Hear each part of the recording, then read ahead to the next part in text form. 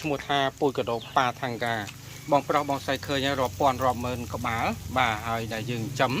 បាទនៅក្នុងទ្រុងទំហំ1ម៉ែត្រកន្លះបដោយ3ម៉ែត្របាទបងប្អូនឃើញណាបាទហើយយើងរៀបចំសាមញ្ញទេបងប្អូនមើលរូបរាងខាងក្រៅណាដែលខ្ញុំរៀបចំបាទ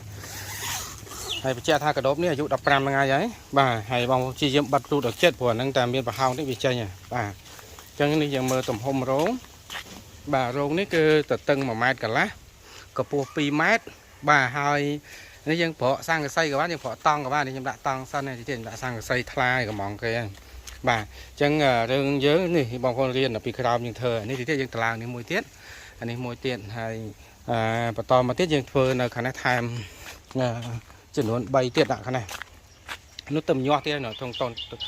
កូនតូចទៅញាស់បាទអញ្ចឹងបងប្រុសបងស្រីឃើញនេះយើងចំណាយលើដីទូចនេះដីទូចទៅតឹងតា3ម៉ែត្របដោយ10ទៅតឹង3ម៉ែត្របដោយ10យើងដាក់បាន7-10រោងដែរបាទយើងដាក់បាន7រោងបាទបងប្រុសបងស្រីឃើញនេះឡើងមកក្រឹបតែម្ដងបាទនេះកូនវគ្គក្រោយអានេះច្រើនជាងត្រង់ទៀតអានេះបាទឥឡូវបងប្រុសបងស្រីមើលទាំងអស់គ្នានេះ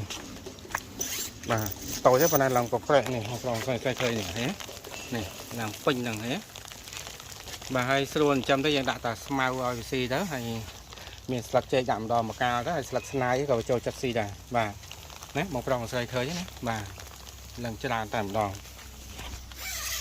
បាទនេះគឺនៅក្នុងកសិដ្ឋាន400ផ្ទាល់ណាដែលយើង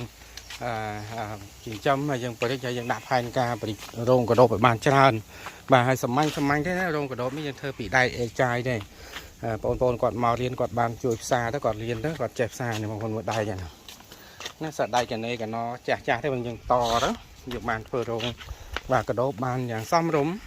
បាទសាងសមរម្យបាទ